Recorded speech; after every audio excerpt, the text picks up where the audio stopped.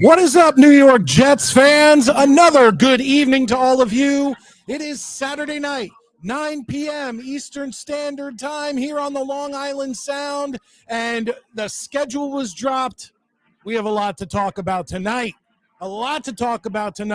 Some things personal, a lot of things Jets, and a bunch in between. So tonight on the Midnight Mike Show, we talk about the Knicks. We talk about my daughter, Alice. We'll do that real quick. We talk about the schedule release for the New York Jets. Maybe a little Brock Purdy. Maybe a little later in the night, I have some horror things to gripe about. But let's start the show and hit that Jets chant.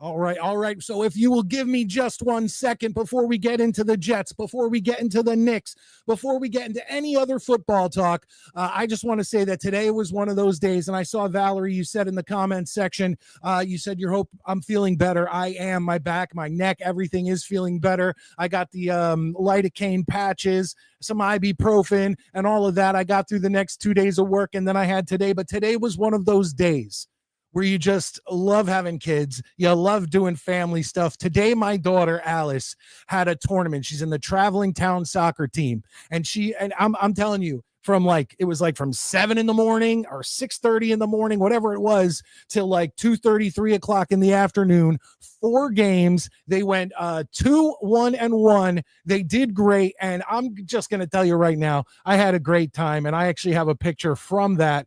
If you would allow me to share that with you. There it is. There's my daughter, Alice, after the tournament, and it was an absolute blast. It started out cloudy early in the day. You started out in a hoodie and all of that. And by the end of the day, the sun had come out. You're stripping off the hoodie, or the hat's coming off. You're just sweating. Everyone throughout the day, as it was running out, getting sandwiches and ice cream and this, that, and the other thing. And I'm talking about the adults. I'm not talking about the kids. The kids had to play.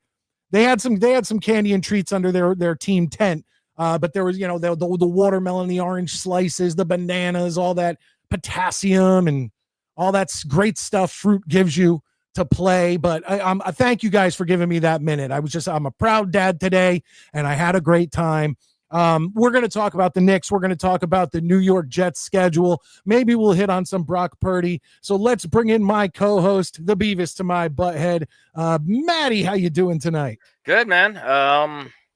Looks like that schedule leak was a complete fallacy. Which is to be expected. Yeah, I honestly never paid that much attention to him, but honestly, that wasn't even the only one I saw. Yeah, no, exactly. I saw several of them. It was something to talk about Tuesday night, knowing that when we got here, we were going to actually be able to run down. Yeah, it's going to be interesting to see if Rodgers actually signs with Pittsburgh before week 1. Imagine he signs like at week 2 or 3. Whatever. I mean, let's hold that off. We'll get into the schedule. We will get into that. But I do want to I do want to thank everybody who is in here. Please hit that like button. Once again, that helps with the algorithms, letting people know that the Midnight Mike Show is live. So if you appreciate what me and Maddie are doing here, do us a favor in return and just hit that thumbs up below the video. Yeah, yes. Mike found his long lost twin, or should we say brother from another mother? Maddie's my brother from another mother, but this guy may be my brother from another mother. Today in the Discord, Scott sent me a screenshot. He was watching something, and there was a guy who, with the screen name Midnight Mike, spelled how I spell it, but it was Midnight_Mike. And I said to Scott, I was like, "Oh, I didn't mention that I had a twin brother. I thought I had mentioned that." But the guy, of course, was a black man, so hopefully he got the joke. Like, I'm very white. This guy was very black. There's no way we had the same mother or father. I'm gonna have to go look at that. I don't think I saw it. Yeah, go check it out. It's pretty funny. Oh, yeah, I can see it. Yeah, you could see the resemblance, right? Yeah, for sure. I thought there was two of you. Oh, it's a 49er stream. Oh, okay. Well, he's West Coast Midnight Mike. I'm East Coast Midnight Mike. There you go. So that's how it works out. But I feel like I got to get that guy on the show or do something. I think you should reach out. I think it'd be hilarious. Maybe I should. Scott, get me that information, whether it's on Discord or email me or something, the name of the link to that stream, and I'll see if we could get this guy on. But Ivan Shortputski channel member says, okay, thumbs up, hit. Good evening, gentlemen. Oh, Cousin Kenny. Why aren't you in here as Cousin Kenny? He's incognito, man. He doesn't want to get made. Well, but then he puts his real name in there. I didn't say he was a good spy. Wow. It is what it is. That guy lives in Brooklyn. Oh, what the hell is he doing being a 49ers fan? What's that about? I don't know. But before we get into the schedule, Maddie, I see you're wearing your Mets hat. I am. This is I actually just got this delivered today. This is the Mother's Day hat from last year. Oh, nice. They didn't do one this year, so you got the pink underbrim and everything. Okay. Yeah, let's talk about it. Well, this is started at one game apiece. Yep, exactly. You know, I honestly haven't. We're gonna go see Little Shop of Horrors tomorrow to play, so I won't get to see. Well, I might be home in time for the Mets game. Is one of your daughters in the play? No, but okay. You know, I know they do a lot of plays. Sasha's got the big acting bug and stuff, so we're gonna go see that. She and my wife actually went. I think it was Wednesday night, where they had like a talk back thing afterwards and stuff. So, yeah, so I'm going to that tomorrow. Hopefully, I'll get home in time for the Mets game. Gonna miss the Nuggets game, Game 7. So yeah, that's gonna be interesting. I'm gonna get yelled at for being that dude at the play like this. Oh, yeah. No, you know what you do? You get earbuds that are very undetectable, and you put them in your ear, and, you can't really watch, but you can listen. Well, what's really funny is there's a secret, like, code among dudes. Once they figure out one guy has the score, like, I'll be doing Morse code to him, and it'll be like, Nuggets. Well, dude, it's like anytime I've been invited to a wedding, like I was at my uncle's wedding back, I don't know, this is probably late 90s or early 2000s, and it was on a Sunday. And it's like, I'm sorry, I'm going to be in the bar watching the Jets game. My wife's family, I love them, but they do not fucking give a shit about football. So they schedule everything during football season on Sundays. And I'm usually a good sport for like 3 of them before I'm finally like, okay, it starts at 1. I'll drive separately and be there when the Jets game is over. Yeah. Well, that's it. And then I get yelled. You know what? And it's those people's fault who schedule their wedding on a Sunday. Yeah, not during football season. Yeah. Like, give us a break here. Like, know your audience. Like, you can schedule weddings during a baseball game, a hockey game, a basketball game. There's 100 of those. Yeah, 162 game baseball season. I will miss tomorrow's Yankee game for your Yankee Met game. That's right. There you go. No, you said it right. No, but like, because I always say the opponent game because I'm talking about the Mets. So, okay, all right. Like that's like for example, like when the Mets were playing Pirates, I'm like, yeah, I'm watching. Tonight there's a Pirate game on. I always give the opponent the respect, and like, but like there's 16 fucking games, 17 games. Yep. Like you really gotta fucking you gotta win that lottery so many times. Yep. Well, and not only that, but it's the same people who you know, it may have their kids party on a Sunday. Yeah, no, it's just something like, like oh, that. your Like, I'm kid's sorry. Like, your I'm going to be watching kid's my phone. continuation. I don't care. Yeah. Sasha's continuation is on my Cheers, birthday everybody. this month, and I'm like, okay, because I don't really give a shit about my birthday. I've reached that age where like my birthday is just a day where I use the fact that it's my birthday to tell everyone to stop hassling me. But that's about it. Dude. That's Brother from all. another I mother. don't give a shit if you buy me anything. The only thing I have is today's my birthday. Fuck off. Leave me alone. Yes. You I do always not tell, get to fuck with me this one day. no, 2 days. Father's Day and my birthday. I always tell my family, do you know what I want for Father's Day? Or you know what I want for my birthday? And once again, they can hang out, but just basically leave me the fuck alone. Let me watch horror movies. Let me watch sports. Let me just sit on my ass. Today is the day you do not ask me questions. Yes. That's and my if you big want to, thing. yeah, and if you want to come in and watch football or baseball come or hang out, you're welcome to. Absolutely. But you just don't get to annoy me. And you don't need to get me anything. No. And what's funny is though, so today a package arrived, and it was from Redbubble, and it's like a triangular, like, you know, obviously something rolled up in it. And I had told my kids for my birthday, because you people yell at me all the fucking time that you don't know what to get me. I said, there's this great map of the Conan the Barbarian universe. It's on Etsy, not Redbubble. I said, that's what I want. Frame it, give it to me. That's what I want.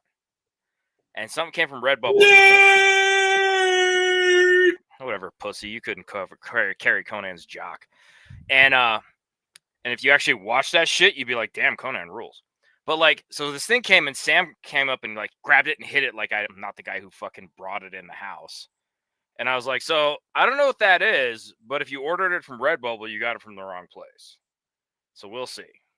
But either way, presents are nice, but it's my birthday's on a Wednesday. So like, oh, god damn it. I don't expect shit. I'm going to get up, I'm going to go to work, that's it. Yep. So yeah, all I ask is don't bother me. And apparently I'm going to have to leave the show early to pick up my daughter. God damn it. Maddie, you can't do that to me. Fuck. Call Uber. Somebody call her an Uber right now. Well, this is exactly what I'm talking about. My wife's family is having a barbecue. Sam's at work, and she gets off in an hour. And I'm like, come on, man. So, fuck. In case you're interested, Mets is going to be late to the show because he's doing the Braves and Red Sox. Current score 6-2 Atlanta. Fascinating. All right, so write this down real quick, Maddie. Let's do some Knicks talk before we get into this. Hell yeah! Oh my god, dude! So, like, holy shit! What a statement in the final game. Oh my! I mean, because let's be honest, dude. In Game 5, the Celtics dismantled the Knicks. They took them apart, and the Knicks were like, okay, two can play at that game. I would kill to have been in downtown near Madison Square Garden after that game last night. Nate probably was. I bet Nate was. I was gonna actually text him today, but I actually got 8 hours of sleep today. It was weird. And but holy shit, dude. This is the first time they've gone to the conference final in 25 years. Yep. I mean, how can you not be excited? They're playing the Pacers, who eliminated them last year. Yep. I mean, wow. Well, that's what I'm saying. What a time for New York basketball. Maddie, like I've said before, like I haven't been a basketball fan since the mid 2000s. I just fell off. It's basically a 3-point horse competition. But even this excitement with the Knicks has drawn me back in, just like it did last offseason. Yeah, it's been doing it for you for the last couple of years. And I mean, that's the thing, that the NBA is exciting. I feel like the NBA is exciting if you can just accept it for what it is. I have a hard time accepting it for what it is, but just to see the Knicks and their fans, you know, getting so excited and getting to beat the defending champion Boston Celtics. It's not just defending champion; it's the fucking hated Boston Celtics, our main rival. So good. I'm so excited. I'm not a Knicks fan, but they're a gritty bunch, so I am pulling for them. Yeah, that's where I am. It's like I've loved watching this series. Yeah, I mean, you and me were texting during it last night, and I couldn't help myself. I usually don't try to jinx it, but when they were up by like fucking almost 35 points at one point, I was just like, "That's game." I mean, that's when I texted you. Yeah, I was like, "It looks like we're gonna." Yeah, I didn't want to get too cute, but part of me was like, the hubris is too huge. We got this. So, Yeah, man, I'm excited. Gosh, Can they beat the Pacers? I think if they can beat the Celtics, they can beat the Pacers. It's a That's matter true. of I mean, staying healthy, the, playing smart. no, but I'll tell you what, the 2 wins that the Celtics had put me in panic mode, both of Oh, them. absolutely. Because the first one was like, we talked about this before. The first one was like, oh, well, that's what the Celtics should have been doing to the Knicks for the first 2 games. And Right. here comes reality. And then the Knicks another won. one. Yeah. Then the Celtics win without Tatum. And not only they win, I mean, let's be honest, they ran the Knicks out of the fucking gym, dude. Yeah. And they won decisively without one of their biggest stars. So going into the Garden, it's Madison Square Garden. I always have to differentiate because they both play in a Garden. That's when you say the Garden, though. We all know you mean Madison Square. Correct. But my point being is that got me worried, and then but they just dominated them. Well, and the funny thing was, I was talking to a guy at work, and I was like, "Look, I honestly do not think that the Knicks are going to lose in a win and go on series or situation at home when they've proven they can hang with this team. And I think the crowd will get them hyped up. I think they're going to come out hot, and I was 100% right. They came out and they took over. They the first quarter was kind of close, and then once they put their foot on the gas and they did not let up, it was unbelievably good. And I'm so excited. It's great for the city. It's great for just Knicks fans. I mean, let's be honest. Knicks fans haven't won shit in over 50 years. They haven't. I mean, the 73, I believe, was the last time the Knicks won the championship. The last exciting year was 94. I would say 99. Okay. All right. Because, I mean, although that the win came out of the sails pretty quick because the Spurs were just an unstoppable juggernaut that last year. But, I mean, finally, I'm sorry, but the Knicks have a legitimate shot at going to the finals. I mean, I'm not saying they should take the Pacers lightly, but at the same time, this is a team that just eliminated Boston. They're healthy, and oh God, don't say that. Well, no, because I mean you have to factor that in. Yeah, they're healthy, but they beat the Boston Celtics 2 times when the Celtics were healthy too. No, absolutely correct. So, you know what I mean? No, even the third game, or game 4, they were going to win that game. The Knicks were. I truly believe that they were going to win that game regardless of whether Tatum went out later in the game. So really? They had 3 legitimate wins against the Celtics, and then the final one where they just manhandled them. Yeah, I think, and the Celtics were kind of broken. They were in enemy territory without Jason Tatum. I think the Knicks, if I was going to predict it, gun to my head, I'm going to say Knicks in 6 for this next series as well. Well, let's hope so. Earlier, Michael Naro wanted to know if he could get some stickers.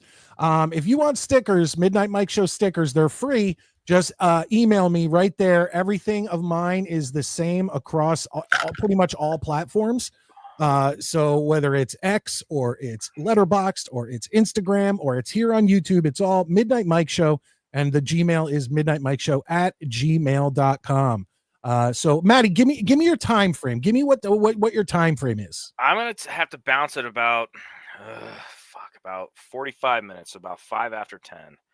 Just because I got to pick that child up. I had planned on staying later. What we're gonna do is I have someone in here who is here to play you in Midnight Mike Show trivia, but he's also a Jets fan.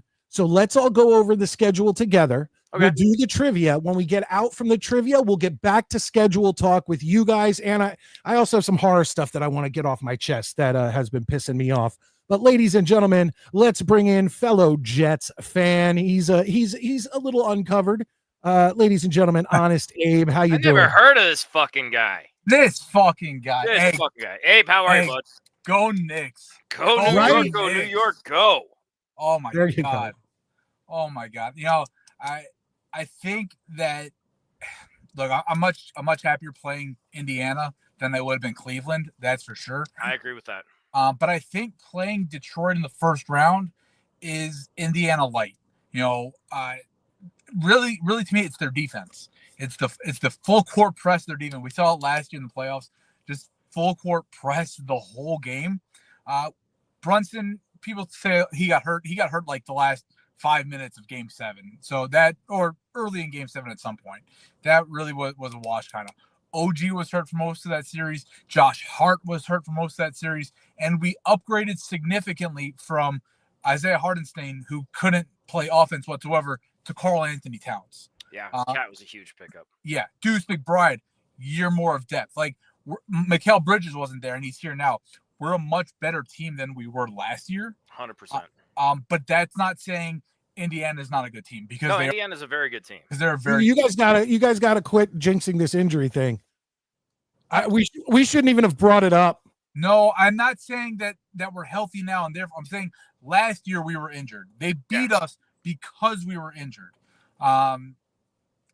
Obviously every sport has injuries, but if you are playing NBA 2K and you turn injury mode off, and we played this series best of 7, I think the Knicks overall would be a better team. Agreed. All right, guys, we got Midnight Mike Show trivia coming up. But real quick, while we have some time, and once again, we will talk about this again after we get out of Midnight Mike Show trivia, but let's go over this schedule release for the New York Jets. And I'm telling you, like, I looked at this and I consider it exactly what I named this episode. It's a schedule catastrophe. Well, hang on. Let me stop you real quick. Go ahead. And I don't know if everybody would agree to this. I would much rather spend more time on the schedule than trivia tonight. Abe, the reason I say that is, one, I know Abe is smarter than me at most of the fucking topics we do. And two, I think the schedule's more important than trivia. And if you get Mets on after I have to go, you could get the trivia later. I mean, again, I know it's your show, and I'm not trying to. No. You're my co-host. Way more important. Now, if everyone read between the lines, it was, I'm scared of losing. I'm terrified of it. No, but seriously, you're right. There's very little time in the offseason where we have legitimate New York Jets, stuff to talk about, and we can go through each game. So if you want to do that, I'll do that. If you, Abe, and the chat are agreeable. No, well, if Abe is willing to come back next week or the week after and do the trivia, I think this would be a good one for the two of you. Okay, well then I'm fine with that if Abe's fine with that. I mean, here's the thing: we could do it Tuesday if Abe's available. Whatever. I'd much rather talk about the schedule tonight because I think that's I'm okay with that. I'm available till like 10:30, 11 tonight. So whatever. If we want to do Jet schedule now, trivia later. Trivia now, schedule later. Let's do this. Let's do the schedule. I know what people want to talk about. They want to hear us talk about it. I want to talk about it with them in the chat and all that. So let's do that. See where we get to. If Maddie has to go, he has to go. And we will figure it all out from there, because you know what? I will bow to Maddie. Maddie is right. There is very few times. Doesn't happen often. Write this down, people. There is very few times in the offseason where there is legitimate New York Jets stuff to talk about. And a lot of, like I said, there's a lot of shows out there that was a Miller Lite at first. No, there's a lot of shows. Like, let's say the schedule didn't come out, right? Right. And there's shows that would have talked about the fact that Greg Zuerlein got released for 2 hours. Oh, by the way, Dano had a great tweet, which was he called the Jets the Lieutenant Dan Jets because they have no legs now, which I thought was pretty funny. Did they really have legs with Greg Zuerlein? Well, they had one with Morstead, but once he was gone, it was over. But I just thought that was a funny tweet. All right. Well, let me explain to everybody why I think this is a absolute schedule catastrophe. So I'll say this before I bring up the schedule. And it mostly involves, like, the Jets could get 6 wins, 7 wins out of this season. But the problem is that the way this schedule has come out, the first part of the schedule, we are once again looking down the barrel of being completely out of it before Halloween. Well, what did I texted you last night. What did I say? I said, I think it's very realistic that the Jets could enter the bye week with no wins. Oh, absolutely. But once again, we've talked about this before on the show, and it's that the Jets, almost every Halloween you get to, we're already pretty much out of it. Yep. Last season we were 2-6, 1-6, and then we won on Halloween. Yeah, I think it was 2-6, and then we won. We were 3-6. But we already knew it was over. You know what the worst part of it is, though, is the broadcasters constantly pretending that they're not. Like, they're like, well, the Jets went out and they can handle this. And you're like, dude, stop it, okay? The guy's in a coma. They're already marking who's getting his kidneys. He ain't waking up. All the Jets need to do is win out. Yeah, okay. Yeah. Right. We should start calling it Win Out November because that's always what it comes down to. Yeah, well, between Halloween and Christmas, it's like, well, if the Jets take 9 of the next 10. Yeah, I mean, they're they'll in be it. unstoppable. So before we go actually into the schedule, Abe, do you have anything off the top of your head? But then we'll go right into the schedule and we'll go game by game. I mean, y'all say catastrophe. I say we already knew who the opponents were going to be. It's just a matter of what place it falls out. I think ultimately we are a pretty bad team no matter what. We have some weaker opponents that we're going to be playing that towards the end of the season might turn into games that some of the fan base wants to lose for the higher draft pick versus if we played them earlier in the year, they wouldn't really care so much. I think a lot of it is overblown, really. Well, and I also want to point out my thing really quick is that if we had gotten in the first half of the season, the Browns, the Saints, the Panthers, whatever, we could go into the bye week thinking, okay, if the Jets win, if there's some hope in second half of the season, even though the schedule may be a little tougher, they're starting to meld as a team. We've got 3 or 4 wins. We're not completely the way the schedule is set up. We're out of it by Halloween. Well, so what I was going to point out is, the Jets are going to be playing their weaker opponents later in the season, which means there's probably going to be an injury factor. You know what I mean? A healthy Jets versus a healthy Browns, I have a lot more faith in the Jets than a banged up Jets versus wherever the Browns happen to be. So here's my argument against everything you just said.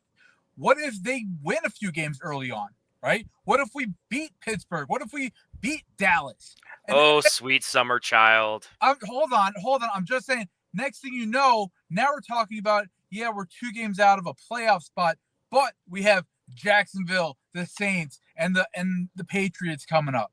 As opposed to the other way where, maybe you start off 7-3 and then you're just dog crap the rest of the year. This way, if you're maybe fighting for a spot or somewhat in contention with 5-6 weeks to go, maybe you start playing good football against some bad teams, and now you're rolling into a playoffs on a hot streak. Oh, Abe, I know that this is not true, but you're talking like somebody who's been a Jets fan since like April. Yeah. I'm trying to be optimistic. I know you are, and I tried it last year, and it failed. It fails every time. If I'm gonna make these arguments, I at least have to give. I mean, you have a good point. The thing is that we've been Jets fans for too long for that kind of optimism. I know. But I believe. Don't get me wrong. I would give a pound of flesh. I would literally be the lawyer from 7 and cut a pound of flesh myself to make that happen. But I just doubt it. All right. Well, I will now bring up the actual schedule. By the way, Chris, I see you guys in here. Ivan, I see you in here. Blitz BK, not talking about it. Blitz BK, whatever, guy, right? But I appreciate you being in here. Definitely a funny comment. But yeah, guys, keep hitting that like button. Let people know that we are live. It is awesome that you guys are here late on a Saturday night. That's awesome. But let's now bring up the schedule officially and go game by game. So here we go. The 2025 New York Jets schedule. And we have the bye week right in the middle. It couldn't be more in the middle unless it was the week after. I mean, both of those games are, that you got a bye week directly in the middle of the season. I think that's the only thing that I really like about the schedule is that the bye week isn't too late and it's not too early. But let's start it off September 7th, my birthday. The New York Jets are at home against the Pittsburgh Steelers. Guys, what are we thinking? Is Rodgers going to be around? Is it going to be Rodgers versus Justin Fields, both playing against their old team? What are we thinking, Abe? I think that's the exact reason why they did this, for the potential of it. Hey, let's find another way to kind of just stick it to the Jets, because we all know if Rodgers is there, he's throwing for 303 that first game. There's zero doubt whatsoever about that happening. We're all on board with that, right? Yeah, 3 touchdowns, no interceptions. Yeah, he'll run one in. Yeah, from 20 yards out. Yeah, let's all be real about it. Let's create as many headlines as we possibly can for a week 1 buildup. If the Jets play Pittsburgh in week 7, week 8, who knows? Maybe injuries are a factor. Maybe Rodgers isn't there anymore. They're planning for this to be a Rodgers return with. I'm a little surprised it's not Sunday Night Football. Yeah, Maddie? I agree with that actually, because exactly that's 100% why the Pittsburgh is the first game. I mean, I think if you had any doubts that Rodgers was not signing with the Pittsburgh Steelers, erase them when this schedule came out. This is 100% what's going to happen. And it's in Pittsburgh, and I think the Jets get absolutely fucking trounced. Rodgers will No, it's come not out. in Pittsburgh. Home. It's at MetLife. It is? Yeah, the both our first 2 games are home. Oh, I guess I misread the graphic. My bad. No, I don't think that helps. But Oh yeah, like it matters. I mean, yeah, it might be 1 touchdown difference, but I still think the Jets lose that game. I mean, honestly, against Pittsburgh, Tomlinson's such a good coach, even though the fans in Pittsburgh seem to not understand that. I mean, shit, dude, I feel like Pittsburgh could run the Wildcat the whole game and still beat us by 3. It's going to be rough. Yeah, the way I'm looking at it is, I agree. I think they put it there because they expect Rodgers to sign with the Steelers. But something that Scott put in, did I put this up? I think the Jets are lucky to be catching Rodgers week 1. I'm going to go ahead and agree with that because I can see that. Now, once again, I think one of the reasons it is week 1 is because, I mean, what is he going to be 41 to 42 at this point? He could go down this season, and if they and they could blow an opportunity in week 5 to 10 or whatever, where Rodgers goes down, and then it's Mason Rudolph versus Justin Fields. Not as exciting, but will Rodgers with a whole new system, a new coaching staff? He's a year older. Last year, he didn't, he played okay. He played well enough stat wise, but he only got the team 5 wins, in the grand scheme of things. And he has to mesh with a whole new team. So in a way, Scott is right there, but I'm immediately going to say that I have no belief that the Jets are going to win this game, unless if it is Mason Rudolph, we may have a shot. Well, and let's be honest. I mean, to share in Abe's optimism, we're all hoping against hope that Justin Fields has his Sam Darnold with the Vikings year here. And so much of our season really depends on how well Justin Fields plays. If Justin Fields come out and balls out and plays amazing, the Jets could have a few more wins here and there, and they could possibly defeat certain teams they shouldn't. But I honestly, right now, I don't know how the fuck Justin Fields even looks. I haven't seen anything. All I have is to grade him on is what I saw from Pittsburgh last year. So, I mean, there are some videos out there of him throwing to Garrett. Okay, I haven't seen but those. I mean, they don't mean anything. A professional quarterback throws a spiral. Yeah, exactly. It was not, but truthfully, they put these videos out. Like, remember last year when they put the Rodgers, or the year before when they put the Rodgers videos out, and they were these spectacular long passes, perfectly on point. They weren't. It was like a 10-yard out, and he's covered by a guy wearing khaki shorts, wearing a headset. Yeah, exactly. Maddie was playing DB. Exactly. Yeah, I'm covering him, and I can't. My head comes up to his nipples. Yeah. Now, look, if there's one head coach in the league right now that would know how to scheme against Justin Fields' offense and the way he plays, it's gonna be Mike Tomlin. That's a great point. So even if it is Mason Rudolph, I expect week 1 the Jets offense to come out pretty pure. Even if we have a whole new Justin Fields this season, week 1 at least I expect him to be kind of what he's been through his career, which is hot garbage.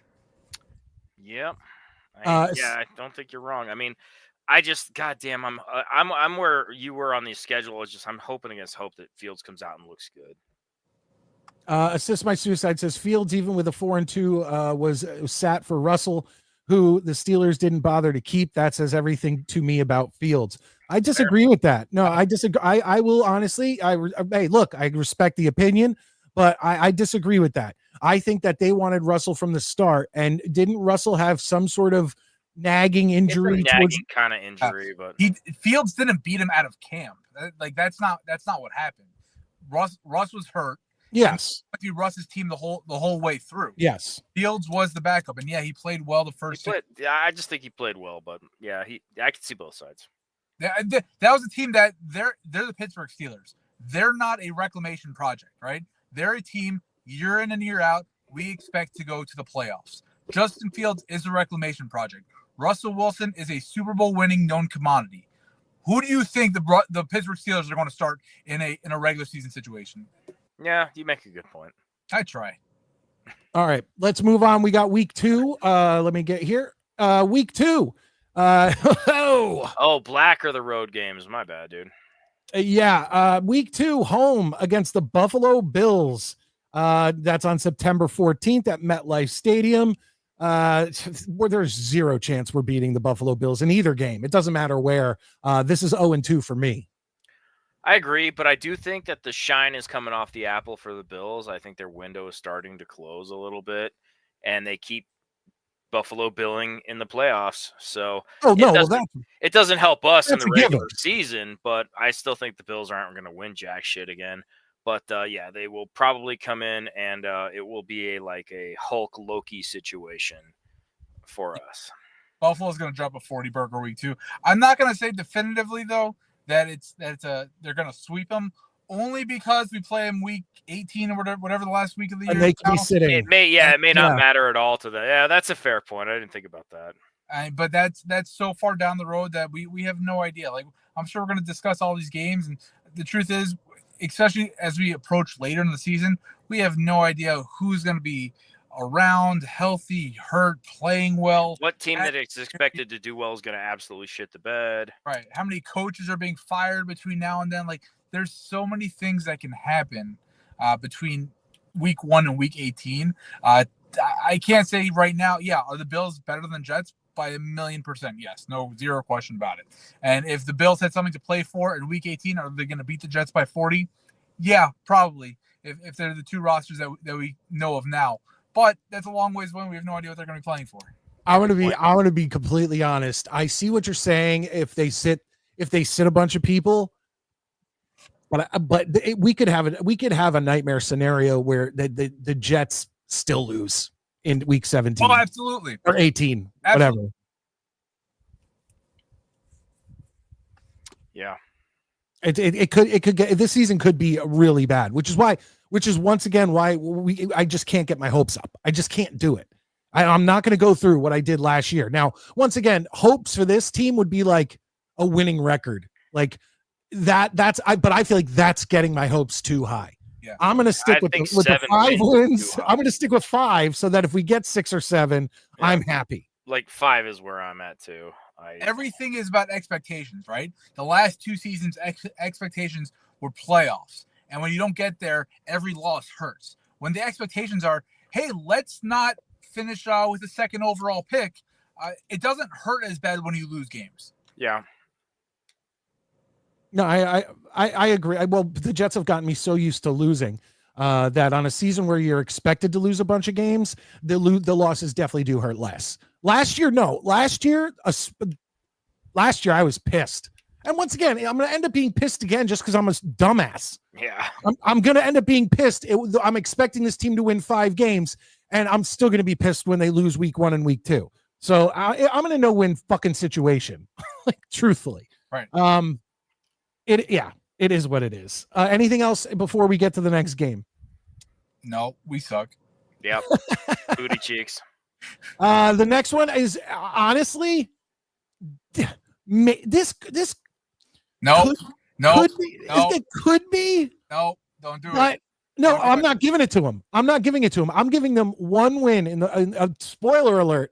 I'm giving them 1 win in the first half of the season, and this isn't it. September 21st, away in Tampa Bay against the Buccaneers. Your thoughts, Maddie? I feel like part of me might think a little differently if it was at home, but I don't. I think Tampa wins it. I honestly think this is just going to be a very boring game. Tampa's just going to go out there, be a better team, and that's that. Abe?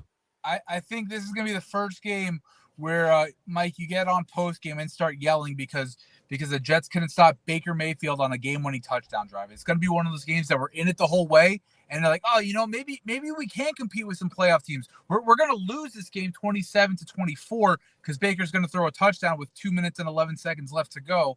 And then you're going to start freaking out like, how come Sauce is holding the guy on 3rd and 19? You could do some shit like that, ultimately losing. But I do see it being a competitive game against Tampa. But still, that's going to be our first like close loss where we're pissed about it. That's what I was going to say.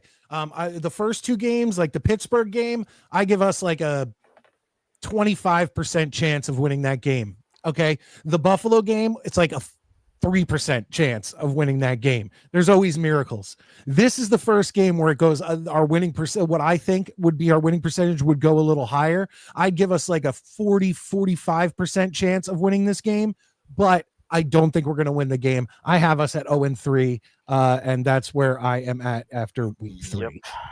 Yep. It's so fucking depressing. I hate our life. Yeah, right? Let's see here. Holy crap, it's like a hurricane here in Hamden. Shut your windows, Mike. We're not having much wind right now. The shoreline is pretty calm. A winning record would be welcomed this season for me personally is win 1 game. So we won't have the first 0-17 finish. I don't think we'll go 0-17. No, like we're not that bad, but it is what it is. Hopefully dumb penalties like that will end with Glenn as a coach. Cousin Kenny, I've been talking about this for a while. That's the one thing that I do believe. I do believe Aaron Glenn will clean up. I think that he will clean up the discipline and the penalties because he's going to be. I hope so, man. He came in through. He was in here with Parcells, and Parcells is not going to put up with that. Aaron Glenn's not going to put up with that. Like I said, get on the fucking bench. You want to do stupid penalties? You want to get on the bench. I don't care who you are. And that's what I think we'll have with Aaron Glenn. So I do look forward to that. I do look forward, maybe not in week 1, but as we go along, I think that you'll see less and less penalties with the New York Jets. Hopefully, God, please hear me. Let's move on to week 4. The Miami Dolphins away. We're not going to win this game because it's going to be in Miami. Now, granted, that's MetLife South most of the time, but I don't think we're going to travel well this season because the New York Jets are going to be, as Maddie says, booty cheeks. Yep. And so it's not like we're going to be traveling huge to Miami. There will be a lot of Jets fans there who are implanted Florida Jets fans, but you're not going to have a lot of the travel people headed down because at this point, I don't know Miami's schedule, but it's probably going to be better record than the Jets going into week 4. And the Jets are going to be 0-3. So this makes us 0-4, 2 home games, 2 away games. Maddie, what are you thinking?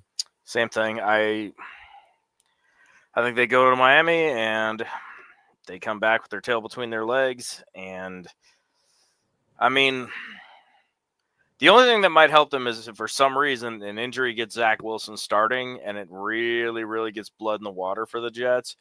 But I have zero faith in them on the road this year in general. I honestly, I'm not even sure they win a single road game.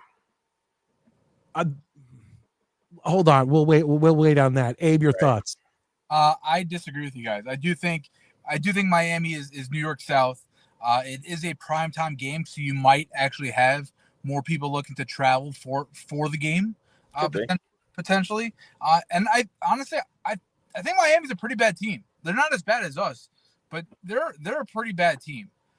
We're not going to go 0-17. We are going to win a couple games here and there. Miami, division opponent. We know them well. I really think that they're not talented. Tyreek Hill has lost a step. Their offense has sputtered incredibly. They're just. I'm shocked Tyreek's still on the team. Yeah, that whole offense is a gimmick. Their defense is not very good.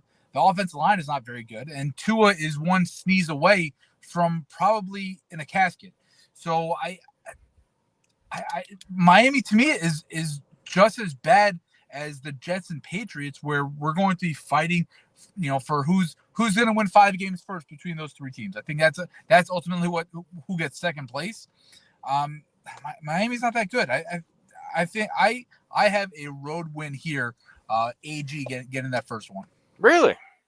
Well, I sure hope so. I will address one thing you said, and I hope people who are watching understand that when he says 2 is 1 hit away from a coffin or a cemetery or whatnot, nobody wishes anything bad. No one's saying that. But he is the fucking dumbass who has decided after several concussions to continue playing against doctor's orders, and at this point, that's on him. If he ends up either. They're like, no, correct. Yeah, he's getting the big ones. So yeah, and once again, it's like I'll feel bad. Like if something happens and he becomes brain dead, or he becomes a vegetable, or he dies, I would absolutely be like, I wish him well. I see. Here's the difference. I'd feel bad for his family, but at this point, I won't feel bad for him. No, he made the choice. You're grown up. You make the choice. You live your life. Yeah. And once again, I think it's a stupid choice. I don't know what his wife or his mother or his father or his kids or whatever are why they're not being like, yo, dude, like you could die. You could be a vegetable. You could be in a wheelchair the rest of your life. Like who is the guy who made all the computers who's like, yeah, you're talking about Stephen Hawking, who's a scientist, not a computer guy. Whatever. I don't give a shit. I don't give a fuck, Maddie. This is the same fucking guy, like that whole Helen Keller thing in Clerks 2. That's the same thing you're doing right now. It is what it is. Happy Scrappy? Happy Scrappy Hero Pup. She loves it. Obviously. All right. Let's move on. Abe has us at 1-3. I have us at 0-4. Maddie, I believe you also have us at 0-4. 0-4. All right, let's move on. We got the Dallas Cowboys coming to MetLife Stadium, not to play the Giants, but to play our New York Jets on October 5th. Let's start with Maddie. I actually have a win here. Interesting. Okay. I think this is one of those where out of nowhere, they finally are like, okay, we've eaten 4 shit sandwiches. Cowboys are still booty cheeks too. I think they eke out a win. And Giants fans act like they did it themselves. But I have this weird bug where I feel like the Cowboys are going to lose in New York all year. I will say, wait, now real quick, shout out to Chris B. I appreciate it. He says, hey, Midnight Mike, Maddie, JETS, Honest Abe. Hope you guys are doing well, my friends. I appreciate the support, Chris. Thank you. You're always in here, spreading the love. So I appreciate that. But let me ask you this, Maddie. So do you think the Cowboys are a better team than the Dolphins? No, I don't. But you don't think that? I think the Cowboys are a better team. I think that the Cowboys don't travel well. I also think that I think they're going to come into an 0-4 Jets team, overestimating their own play, and the Jets will be so desperate for a win that they pull this one out.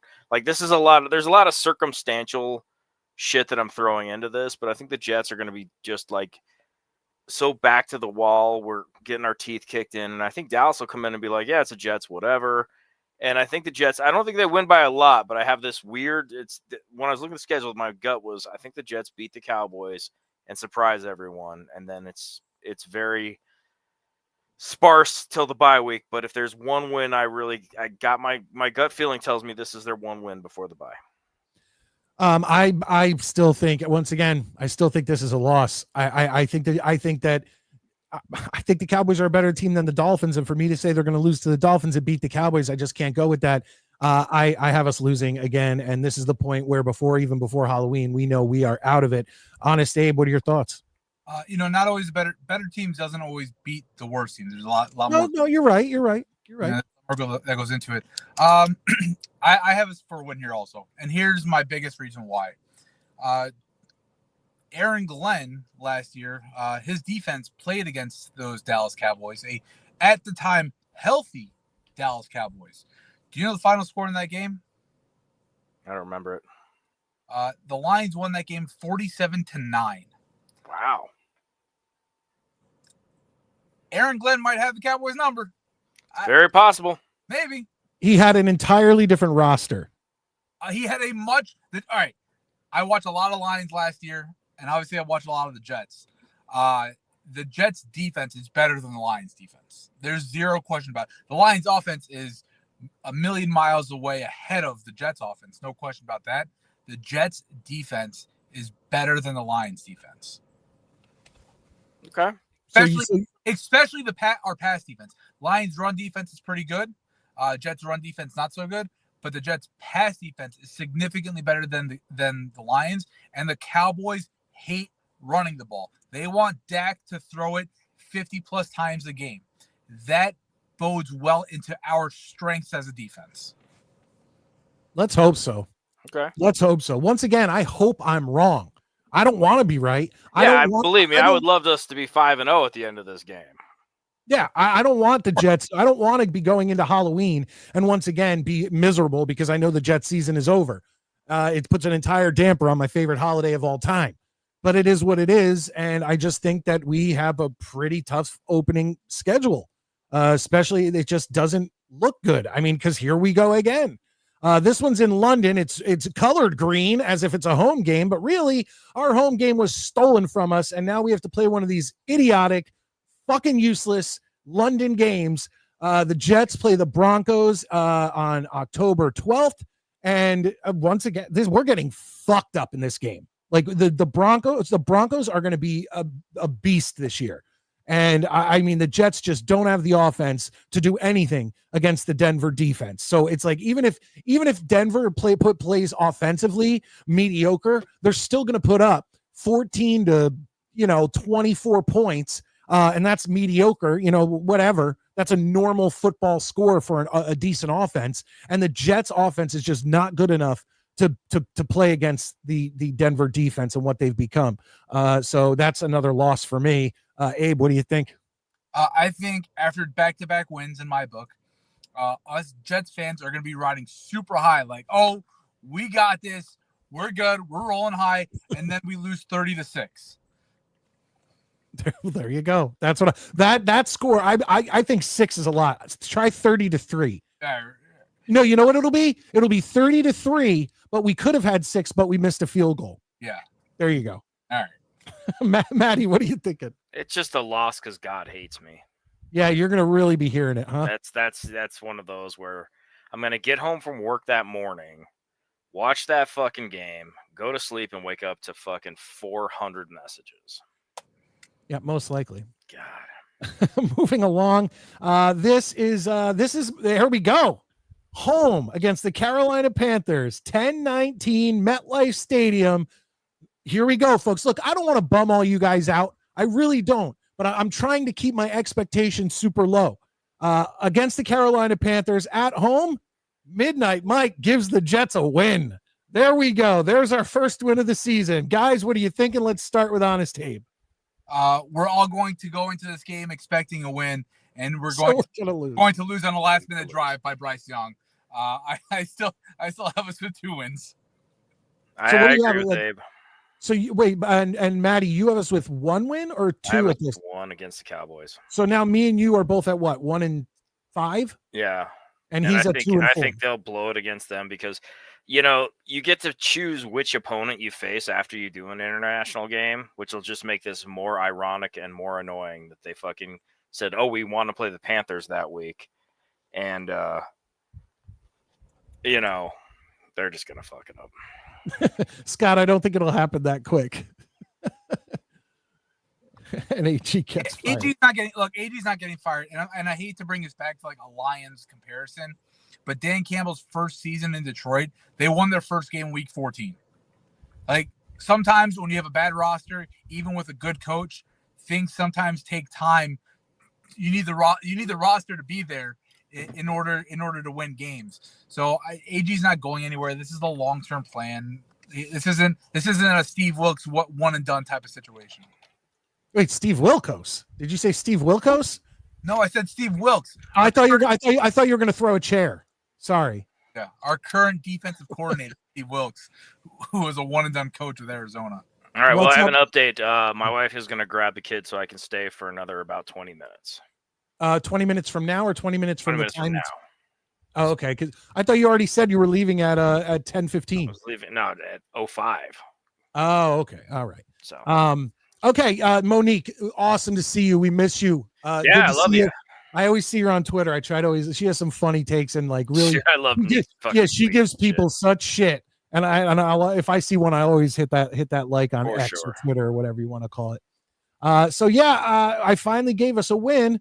And here we go into the final game before the bye week. We head to Cincinnati, and if Joe Burrow is healthy, here's another loss for the New York Jets on October 26th. By Halloween, I have us at 1-1, 2, 3, 4, 5, 6, 7. 1-7 going into Halloween. There it is. Maddie, what are you thinking? Same thing. They're gonna lose. If I mean, again, injuries, etc., could factor into this, but on the road, Cincinnati's still got some talents. You know, I think Cincinnati's kind of on the decline since last year as well, but Jets don't. Again, barring some kind of miracle resurrection of Justin Fields. It's 1-7 into the bye, and I'm not going to lie, I could be wrong about that Cowboys game. We could very well be 0-8 going into the bye. Here, real quick before I let Abe go, I just want to say that in typical Jets fashion, in typical Jets fan fashion, what's going to happen is training camp's going to start, and then we're going to get all those like super hyped up One Jets Drive videos, and all of a sudden I'm going to be like, you know what? I think we got 7. I think we got 7 in our belt. Like, we're going in there. We're going in that with a winning record. Yeah, it's going to be. My win total for the Jets is going to go from 5 to 7 or 8. Like during training camp at One Jets Drive, they always get me. Abe, what are your thoughts on this Bengals game? It's a blowout. Don't even bother with. Don't even watch. Don't even bother watching. Take that day off. It's a hey. We are very lucky. We actually get a double bye. That's a good point. Yeah, you take off the Bengals game. You got the week after. Go see a movie. By the way, the next week, bye week, I predict an injury for the New York Jets in practice. Yeah, they announced somebody's season is over that Sunday. So somehow we're going to lose the bye week. So like keep prepared for that. Let's get past the bye week, the second half of the season on November 9th at home. The New York Jets take on the Cleveland Browns. Here it is, ladies and gentlemen. The Jets win 2-7 on the season so far. So we're moving on up to the east side. Abe, your thoughts? The Cleveland Browns are the worst team in football. They are the biggest dysfunctional franchise in the history of sports. Isn't it nice for them to exist so that we can say that? Because otherwise it'd be us. They're our Jerry Springer show. Yeah. So as typical like Jets it would be to lose this game, I still have us for a dub. And so what do you have us at 3 wins right now? I got us at 3. I'm the optimist. Yeah, right now. Who would have thought at 3-7 I'm an optimist? Yeah. Right? No, you'd be 3-6, wouldn't it? 3-6. Yeah, dude. Hey, that's the same as last year coming out of Halloween. Playoff hopes, baby. Oh. Yeah, I got a win for us as well. Honestly, I really feel like this whole season is going to mirror last season with everything. But I think they'll win at home. They'll have a week to rest. I think the Jets will win this game. I don't think it'll be a blowout, but, they might win by 7. Real quick on this Browns game, we got Assist My Suicide. Predict the Browns starter by then. I'm saying Shador will be playing by that point. Deshaun. Deshaun's out for the year. Tore his Achilles again. They'll put him in. Dylan Gabriel will be the starter. I think Shador will actually be. They'll be to the point where they already have so many losses. They're just going to throw Shador in there, I think. Yeah, I think we got Shador by that point. But we'll see. And then Scott, because all of us, this is the only game so far that all of us predicted a victory. He says, you guys just guaranteed a Browns victory. Absolutely. Very possibly, yes. Gonna agree with you there, Scott. All I'm saying is if you bet the way we're picking, that's on you. Yeah. Oh, yeah. Never take what we said. We said this all last season and the season before. Don't bet on what we say. Please.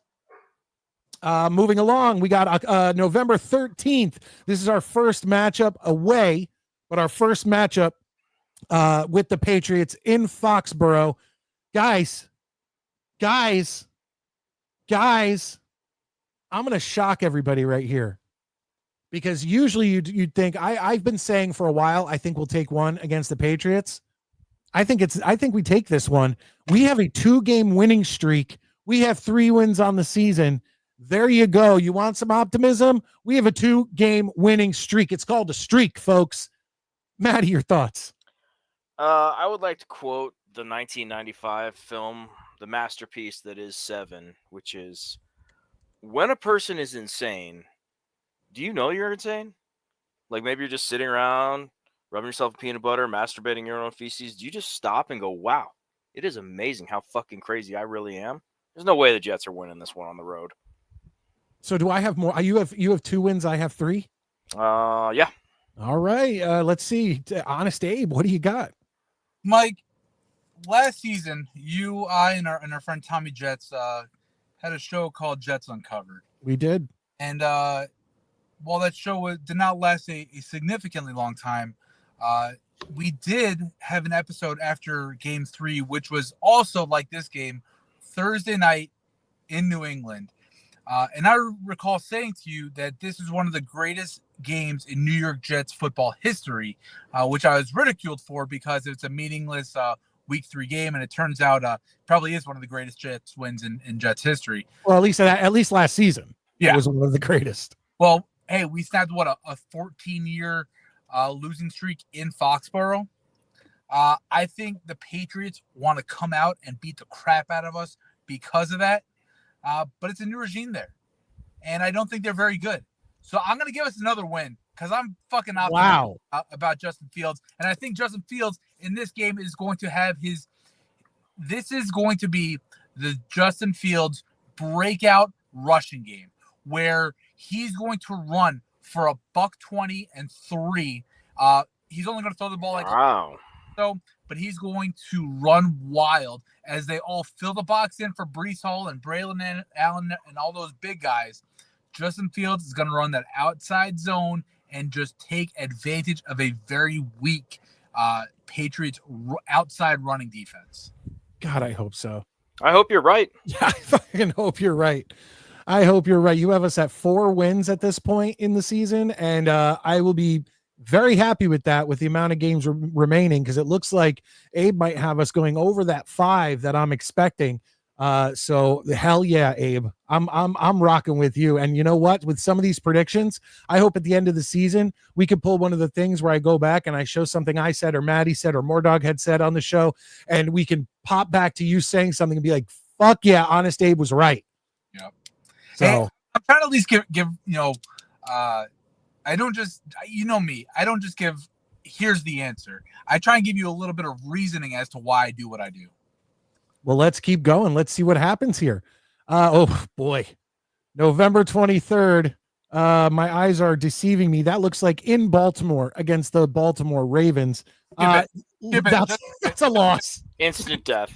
Yeah, dude. Wait, Murder most foul. How many points do the Ravens put on us? That's what we should talk over about. 30. I was going to say the exact same thing, over 30.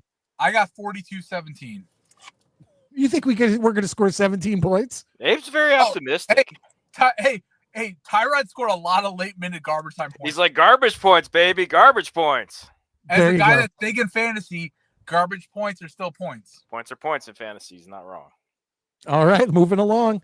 Let's see, November 30th.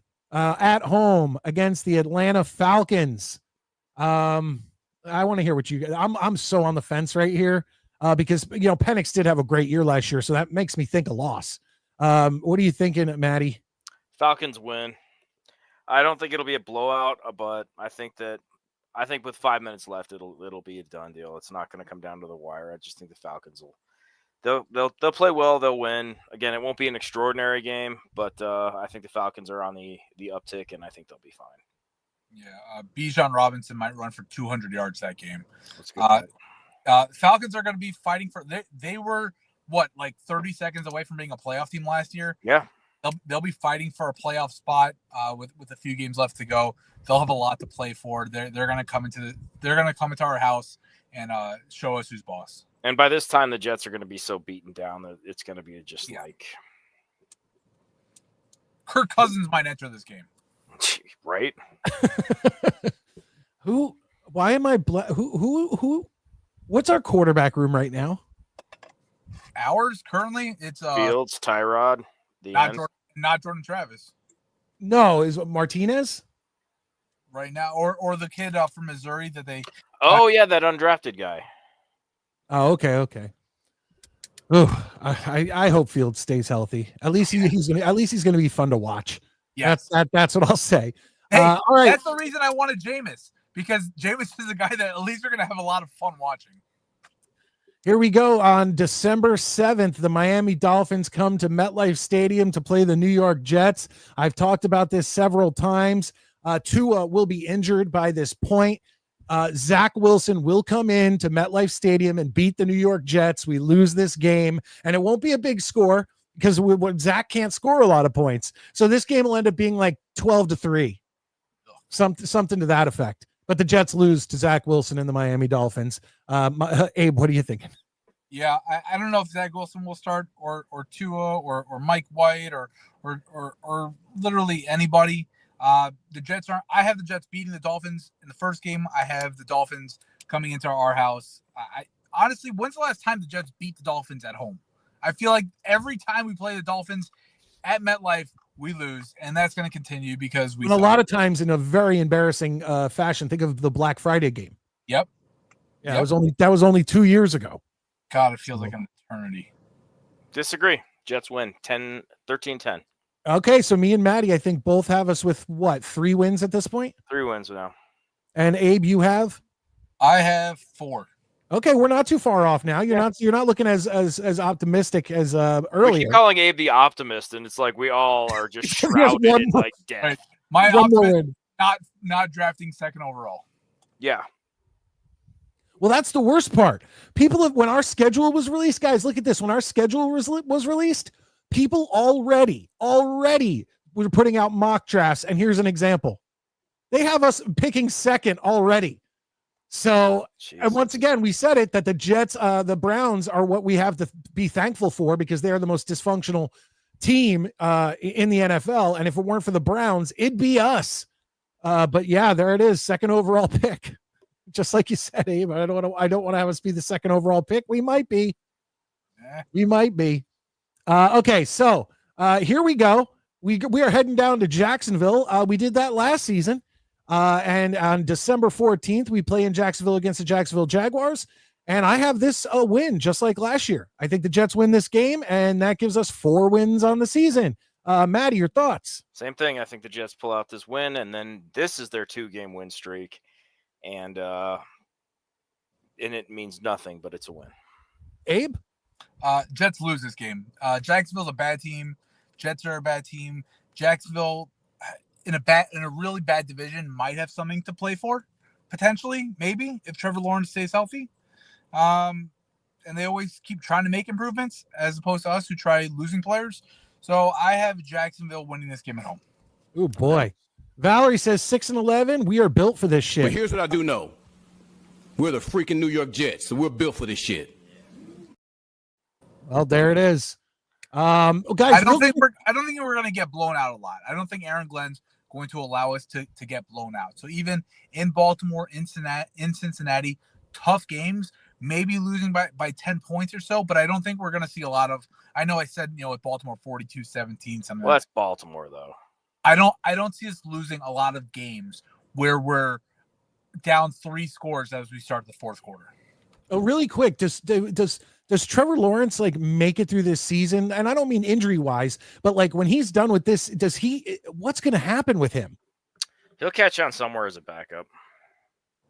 Because that whole draft class just looks like a complete failure. Neek, come on now. The Jets will win enough and maybe make the playoffs. You know what? I hope so. You know what? We thought Abe was our optimist. Neek is our optimist. And now, now fuck Abe. If I'm praying to God about someone's Jets prediction, I'm going with Neek. Yeah, I hope I'm wrong. I hope we're all wrong. Yeah, we all do. 17-0, baby. Here we come. Right. All right, let's keep moving along. 3 games left. The Jets against the New Orleans Saints in New Orleans. I have this as a win. That's another 2-game winning streak. 5 wins for the New York Jets. Maddie, what do you think? I don't. I think they lose on the road. But who I mean, we got to be able to beat the This is Saints. one of those games where the Jets gonna jet and they go out there and we're gonna watch this shit and we're gonna fucking hang our heads and be like, how did they blow this? And they're gonna do it. All right, Abe, what is your take here? I got a win here. The Saints will also be tanking at this point. They will have 4 or 5 wins. They won't. They stink. The Saints might be the worst team in football with the Cleveland Browns. Those legitimately might be the worst 2 teams in the NFL by a long shot. By a long shot? Dude, the Saints stink. Yeah, but by a long shot? By a long shot. So what do you think? What do you think the Saints or the Browns win total will be as compared? Like, let's be honest here. I don't think the Jets are going to be far off. Hold on. All right, let me pull up the Saints schedule right now. Well, we don't necessarily have full time for that. Me and you will talk about that in a minute. Let's get through the schedule so that Matty can go to work or pick up his daughter, whatever he needs to do. On December 28th, 3 days after Christmas, will Santa bring us a present and have us beat the Patriots at home? I don't think so. I think this is the one where we lose to the Patriots. And like I said, I have them going 1-1 against the Patriots. We win in Foxborough. We lose at home. Abe, your thoughts? I'm with you 100%. Each team wins the road game, so I have the Patriots winning this one. And Matty? I have the Jets winning this one, and it means absolutely nothing. Yeah. Oh, absolutely. Dude, every game after Halloween meant nothing. This will be one of those games where the Jets like puff out their chest after it and act like they just fucking saved Christmas 3 days after, and in reality, everybody knows they're making beds in a burning house. So does that give both you and I the 5 wins on the That's season? my 5. That was my 5. All right. I have 5 as well. Okay. Wow. So all of us predict. Like I say, I think this is a carbon copy of last season for wins. It's a 5-12 season, and hopefully they get a better pick than what we have this year. 7. Maybe they get 5. Final game of the season at TBD. Away in Buffalo, even if they're resting their starters, I just don't picture us beating Buffalo in Buffalo. This is a loss for the New York Jets, 5-12 on the season. Matty, you agree? 100%. And Abe? I got us winning this game. Stand by for the craziness. Stand by. Bills have absolutely 0 to play for. They'll be locked into a 1 or 2 seed at this point, whatever it is. They'll be locked in. Probably a 2 seed, so this will be their bye week. The Jets will win this game, giving them 6 wins for the season, and all Jets fans are going to lose their minds because instead of having the 4th overall pick, they're going to get the 7th up with the 7th overall pick, and everyone's crying. You have half the fan base saying, "Yeah, we win. We finish on a high note. We use that momentum to work to 2026." And you get the other half of the fan base saying, "We can't even lose right. We fucking suck. We're getting the 7th pick. Who's even going to be there? Some guy from BYU, Mississippi State, whatever. Why can't we get this quarterback that we wanted?" All that shit. That's what's going to happen. Sounds very familiar. Yeah, 6 wins on the season. Lock it in. All right, so Honest Abe has us with 6 wins. Matty and I both with 5 wins. None of us are happy. Yeah, right. It's not like none of us want to be predicting this. Yeah. But after last season, how can you get your fucking hopes up? Well, that's the thing about Jets fans, though, is at least we're realistic. Like, that's my gripe with certain other fan bases, particularly the one in the city I live in, is every year's, Super Bowl. Super Bowl for sure. What? Drew Lock's your fucking quarterback. Get a life. So at least we come to the table knowing who we are. Real quick, Matty, I guess you have to head out at this point. Yeah, I got about 2 minutes left, but I got to go. All right. Well, let's talk about this real quick. It was brought up earlier. The Giants schedule is brutal. I haven't seen it. I haven't looked at it. Oh, I wish. Fuck. I feel like I should bring this one up. It's I think they have the hardest schedule in football. Which seems odd because. Yeah, how does that? They had a shitty year last year. How do they have such a fucking tough schedule? Isn't that like not usually supposed to be the deal? Yeah, but that's the thing. I think they changed it so that you have to and also they may be going into, because how you have to play each division every 4 years or every 3 years. I think what happened is that they ended up on a very unlucky year to be one of the worst teams in the league where they should get an easy schedule. but ended up, because of the way everything works out, it kind of fucks that up. All right, let's see here. Let me see. Is this okay? I think I got the schedule up. Let me get back over here. And not that. They play the NFC North, which is might be the toughest division of football. They play the AFC West, so the Chiefs, Chargers, Broncos. Then they'll play the 49ers, who also finished third in their division. Wow, that's fucking ruthless. Or fourth in the division, and they'll play the Patriots. Congratulations. Well, the thing is that it's not only that, but their division is tough. The Cowboys, I think, are a decent team. I think they're better than the Giants. And then the Commanders and the Eagles are both good. They played for the NFC title last year. Yeah, that's what I'm saying. It's that's fucking ruthless.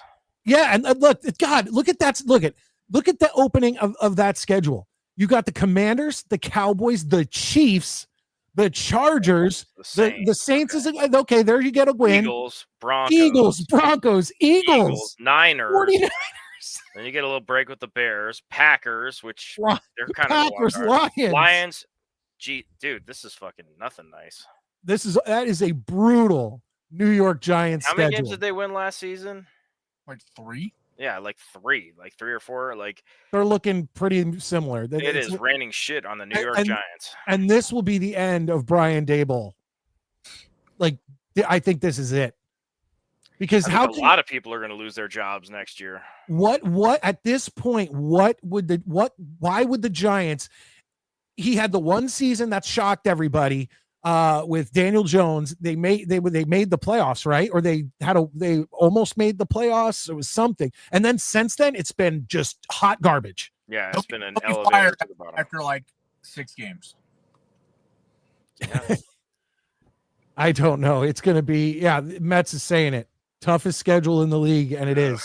All right, well, boys, I got a boogie, but I will catch the rest of the show on the replay. And Abe, good to see you guys. See you, brother, man. That fucking Giants schedule, fuck.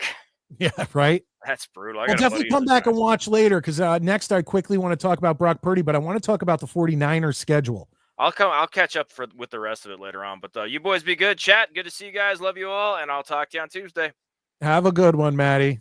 And Valerie says goodbye. I'm sure others will as well. But Abe, I want to, you know what? I'll bring this up too. Hold on. It's going to take me a minute, but while we get into this, why don't you tell me your thoughts on Brock Purdy signing a 5-year, $265 million contract extension, including $181 million in total guarantees. What is your thoughts while I bring up this San Francisco 49ers schedule? And the only reason I ask this is because Monique said in the comments that good, everybody, good night, Maddie. Good night, Maddie. Good, yep. But she said we were talking about the Giants having the easiest, or the hardest. Neek said 49ers got the easiest, but I'm gonna show you something that may put a damper in that. But honest, Abe, while I figure that out, your thoughts on Brock Purdy and the and the contract he got. That's a lot of money for a guy that I think is a good ball player. He's good. He's not great, but now you're paying a guy and you're not able to pay the pieces around you. And I think that he's not a guy that is able to take over with that salary cap space that he's using, right? This isn't one of the top level. Lamar Jackson is being paid that same kind of money, but he's able to use that salary cap space because he makes guys around him better. Does Brock Purdy make the guys around him better? Didn't they just trade away Deebo Samuel? I think Brock Purdy needs those guys around him in order to be productive. Christian McCaffrey, who knows if he's going to be healthy or not. They just extended George Kittle as well, which is beneficial for Purdy. Brandon Ayuk's there coming off an ACL injury. Ricky Pearsall's there coming off getting a shot in the chest. I don't see a world where Brock Purdy's that guy. He's just not that top level guy. And I get that the only way to keep even the mid-level guys is to significantly overpay, because if they didn't overpay for Brock Purdy, they'd be they'd be looking for a guy all over again. And then I know, but I disagree. I don't think Brock Purdy would. I think Brock Purdy would have taken less, number one, because he was Mr. Irrelevant. He was getting paid fucking, in like chips, like and like dollars over the last 3 years. Yeah, he was getting paid in like Subway punch cards. Yeah. My point is that I think he would have taken less, and I don't think there's teams out there that would have wanted him that bad that would have outbid the 49ers. If he's willing to take less, then shame on John Lynch and the entire organization for not being better negotiators then. Oh, no, well, I agree. He did. Look, good for Brock Purdy. Oh, for sure. Absolutely. He got his. But here is what I was talking about. I'm going to share the screen of the 49ers schedule. And Monique said it is the easiest. I don't know if that is 100% true. I know she's probably right. But even if it is the easiest schedule in the NFL, here's where I see a problem. Look at the travel. Okay. You're on the West Coast, right? And it sucks traveling time zone to time zone to time zone to time zone. Look at this. They're on the West Coast for week 1. Then they go out to East Coast, or is that Central? I think I think New Orleans is Central. Is Central? Okay. That's weird that Detroit is East, but New Orleans is Central. Yeah. Well. But regardless, so you go from the West Coast to Central, then you go back out to the West Coast. Then you go all the way out to the East Coast for Jacksonville. Then you go all the way back out to the West Coast for LA. Then back all the way out to the East Coast for Tampa Bay. I'm sorry. Tampa Bay's away. Sorry. You're right. I'm sorry. Okay, yes. My apologies. Yeah, I read it wrong. Tampa Bay's away. Yeah. Correct. Then you come all the way back home to play the Falcons. Then you go all the way to Central again for the Texans. Then you go to the East Coast for their schedule has more time zone changes than any schedule I've ever seen ever. Now, you're not wrong. That could really hurt a team. You're not wrong. However, I feel like you can pull up any team that plays really on the West Coast, because I feel there's a lot more teams in the Eastern time zone than there are in the Pacific time zone. So if you pull up the Rams schedule or the Seahawks schedule, how much different is that going to be? I feel like a lot of these teams on the West Coast deal with this year in and year out. The Chargers have to go to Kansas City, right? That's a Central time zone plus whoever else they're going to. They're going on the road. You're not going to as many West Coast trips as you are for Eastern teams, because like the Jets, for example, everything's on the East Coast. Everything's over there. I feel like this is a regular thing, and you're seeing it, so it's coming to mind for the 49ers. Pull up the Seahawks schedule. I bet you it's a very similar situation. Should I? You want to pull that up? I'll look. No, you don't need to pull it. I'll pull it up. I'm just asking if you want me to check. I saw that schedule because I probably looked at it because it was one of the easiest, and I was like, oh, let me go check it out. But then you see just team-wise for sure. Team-wise, absolutely. They also have, after their bye week in week 14, which is a late bye, their last three out of 4 games are home games also.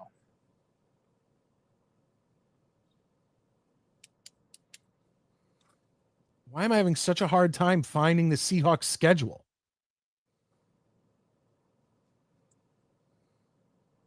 Okay, here we go.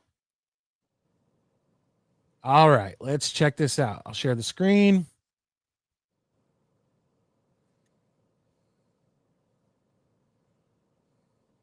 All right, here we go. So week 1, they are away. They're in Atlanta. Then they travel West Coast. Then they stay on the West Coast against the Giants. Then they stay on the West Coast, Oh no, I'm reading it. I'm reading wrong. It's weird. Why can't we come up with a uniform fucking way to display a schedule? Some of them are 3, 3, 3, 3. Some are 5, 5, 5, 5. Like, can we just fucking, for real? Okay, let's try this again. So they are in Atlanta on the East Coast. Then week 2, they come home. That's a West Coast. I have them playing San Francisco week 1. What are you looking at? It told me this was the 2025 schedule. I have San Francisco week 1, Pittsburgh week 2. Oh, yeah, look at that. It says it's a 2025 schedule, but look at the Jets logo. So, yes. Okay, let me try this again. Motherfuckers. They're just always fucking with me. I'm still like every other team. It just I'll comes read it off to you because I got it pulled up here. So it's home San Francisco, West Coast. In Pittsburgh, East. Home New Orleans, West. In Arizona. That stays West. Right? West-ish. Seattle, home. What do you mean West-ish? It's the same time zone. Is Arizona? I feel like Arizona changes depending on like what time of year it is. No, that's daylight savings. Oh. They're the ones. Arizona doesn't change for daylight savings. Okay. Everybody else does. Right. All right. Home to Tampa, in Jacksonville. So that's back and forth.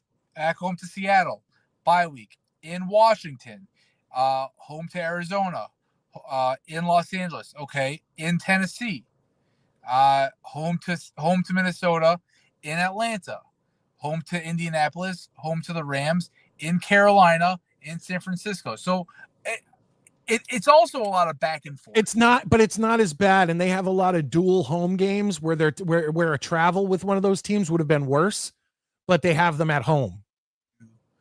So I see what you're saying. They are traveling more because there's more teams on the East than on the West. So West Coast teams do have to travel more.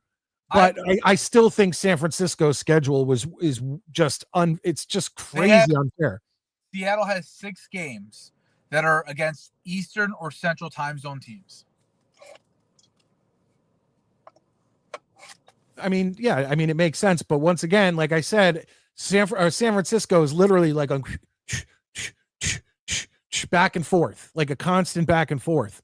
And that once again, maybe those teams are used to it. But once again, it's like I don't feel like anybody gets used to jet lag. And that happens with West Coast teams, and San Francisco really hit it bad. For comparison, San Francisco also has 6 games against Eastern or Central time zone teams. Yes, but it's how they fall. I hear. I think it's how they fall is the problem. I hear you. Well, at least they go to London. Well, fuck! Don't even get, dude. When is this going to end? Never. Oh, it's only going to get worse. It's not going to get better. Why can't we just create? Why can't the NFL just create another division at least, and then have them play within Europe, and then they have to travel over here? Whereas I don't even know how to fix this, because I understand that it's all for the money, and they're going to Mexico City, and they're going to Berlin, and they're going to fucking Pyongyang, and they're going to fucking. I just can't deal with this. Like, I hate it. It steals a home game away from. Maybe that's why. Maybe if they created a division over there, and then it would create a home game. It wouldn't steal home games from continental United States teams. So, like, we go over there. Okay, fine. We go over there. It sucks, but at least it's an away game. You don't get a home game stolen from you. I think we have 17 games, 8 home, 8 road, 1 neutral site. Everybody wins. Wait, say that again. We play 17 games, correct? Correct. You have 8 home games, you have 8 road games, and you have 1 neutral site game. That gives you 17 games. Every team would have 1 neutral site game? Yep. But my problem is for however half of those teams, that neutral site game is going to be an away game. So it doesn't affect your home home fans. What I'm saying is neutral. You'd have 8 scheduled home games. You'd have 8 scheduled road games. I see what you're saying. And the 17th game is now neutral site for both teams. Okay, so no team gets 9 home games. Correct. Like, I mean, it doesn't matter. You could schedule it as a home game. It doesn't really fucking matter when it's in London or Frankfurt or Moscow or whatever. But have it equal throughout. We shouldn't have 9 home games. One of them in a neutral site. While our division rival, the Bills, also have 9 home games, and all 9 of those are actually at home with an advantage to them. Have 1 neutral site for each week. For every team gets one neutral site game. Real quick, I am going to copy the link as we've gone to 10:30. I completely did not realize it was that late. So this is mainly for Mets because I know he likes to. Unless I don't know. I honestly don't know if that Braves Cubs game is over. I know he was covering that. But Dr. Ocho, how many easy questions did Maddie luckily guess tonight? Was busy. Dr. Ocho, you're more than welcome to call in. The link is in there. We actually, since the schedules came out, we got your Pittsburgh Steelers week 1. We know we're going to lose, so I'm fair with that. But Ocho, feel free to call in. But we actually, because of the schedule drop, and Maddie was right. We had so much to talk about. We went game by game that we did not have time for trivia tonight. So we're going to push that to either next week or the week after. It depends on when Abe or you or somebody can come on and do it, or if we have the time. But Midnight Mike Show trivia is not done. What do you have? 8 and 9. Ocho, that better not be your Jets prediction, because me and Maddie both predicted 5 wins for the New York Jets on the season, and Honest Abe predicted 6. So you, as a Steelers fan, if that's your Jets prediction, are actually way more optimistic than all 3 Jets fans on the show tonight, because we're realistic. Oh, Steelers. Okay, Steelers 8 and 9. Fair enough. With your homeboy Aaron Rodgers, we will see. But let's get to some calls. Let's do that. Ocho, I do hope to see you in here. I'd love for you to call in. It's always a joy when you pop in here. But of course, ladies and gentlemen, it's always a great show when our boy Mets 2128 calls in. So now it's Mets time.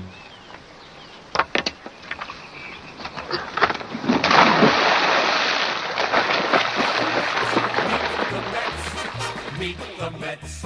Step right up and greet the Mets.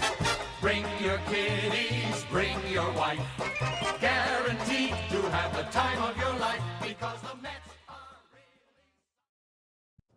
And these boys are in the conference finals. Hell yeah, man. We were celebrating earlier. Had my Game 2 Subway Series stream. Mets took that one. Yes, they did. And Abe, you're a Mets fan, aren't you? Yes. And then Boston came back and beat Atlanta. That doesn't really affect me. But I am. Congratulations. Look, I hate the Mets, but congratulations on taking Game 2. So you have the Game 3 to decide tomorrow, Sunday game.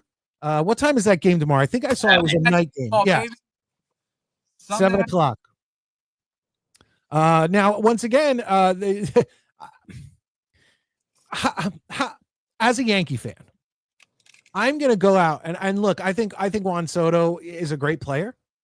I think that he did what he needed to do. He went with the money, which is the smart thing. Why wouldn't you go to the money? But I think the Yankees fans took it a bit far. Look, Mike, the Yankees fans are treating Juan Soto like he was a homegrown player. Correct. We had him for 1 year. Multiple times. He never was. He was homegrown in Washington.